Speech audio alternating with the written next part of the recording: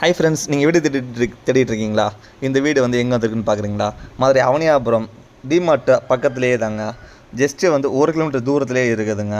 Rate வந்து 52 ரூபா சொல்கிறாங்க. 52 லட்சம். ஸோ ரேட் ஃபிக்ஸட் கிடையாது, நெகஸ்டபிள் தான். ஸோ அந்தளவுக்கு வீடு ஒர்த்தாக இருக்குங்க. டபுள் பெட்ரூம் கொண்ட வீடுங்க. இந்த மாதிரி வீடெல்லாம் மிஸ் பண்ணிடாதீங்க. சீக்கிரம் வந்து பை பண்ணிக்கோங்க. ரோட்லேருந்து ஜஸ்ட்டு பக்கத்துலேயே இருக்குதுங்க. தேங்க்யூ.